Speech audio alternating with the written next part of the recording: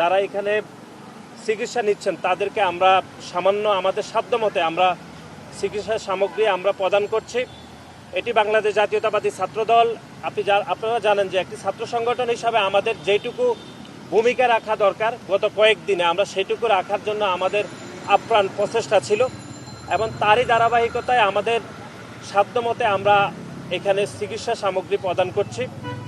আমরা মনে করি যে বাংলাদেশের গণ অভ্যুত্থান পরবর্তী সময় যে বাংলাদেশে একটা ইতিবাচক রাজনীতির শুভ সূচনা হয়েছে, তারই ধারাবাহিকতায় বাংলাদেশ জাতীয়তাবাদী ছাত্রদল এই যে মাইলস্টোন কলেজে একটি যে মর্মান্তিক যে দুর্ঘটনা ঘটেছে, সেখানে আমরা এই যে কোমলমতি শিক্ষার্থীরা যারা শহীদ হয়েছেন তাদের পরিবারের পাশে থাকছি এবং যারা আহত হয়েছেন তাদের যেন নিবিড় সুচিকিৎসা নিশ্চিত করা যায় সেজন্য আমরা এখানে সমষ্টিগতভাবে কাজ করছি।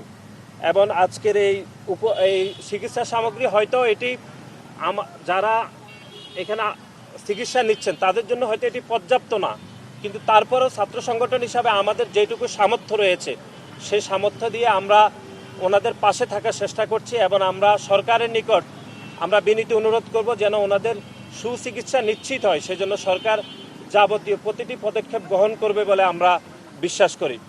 এবং আপনারা জানেন যে এই যে মাইলস্টোন কলেজের দুর্ঘটনা ঘটার পর থেকে সামাজিক যোগাযোগ মাধ্যমে কিন্তু বিভিন্ন প্রোপাগান্ডা হচ্ছে। বিশেষ করে আমরা গতকালও বলেছি যে জামাতের আমির একটি দায়িত্বশীল জায়গায় থেকে তিনি গণমাধ্যমে বলেছেন যে তিনি তার মতো বলেছেন যে 100-রও বেশি যে কোমলমতি শিক্ষার্থী এখানে হয়তো মারা গিয়েছেন, তিনি তার বক্তব্য বলেছেন। এই যে তিনি যে বলেছেন এই কথা, এতে কিন্তু জনমনে বিভ্রান্তি তৈরি হয়েছে।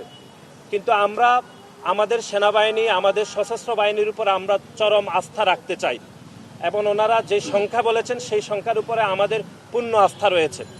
এবং যে বিভ্রান্তমূলক বক্তব্য দেওয়া হয়েছে সেই বক্তব্যের কারণে কিন্তু মাইলস্টোন কলেজের সামনে এবং সচিবালয়ে কিন্তু দুইটি মব তৈরি হয়েছে। সেখানে বলার চেষ্টা করা হয়েছে যে লাশের সংখ্যা নিয়ে লুকোচুরি করা হয়েছে। এটি কোনোভাবে কাম্য নয়, কারণ এখানে যতজন শিক্ষার্থী শহীদ হয়েছেন তাদের প্রত্যেকের কিন্তু হিসাব নেওয়া খুবই সহজ। সুতরাং লাশের সংখ্যা কোনোভাবে লুকানোর কোনো অবকাশ নেই, কোনো সুযোগ নেই।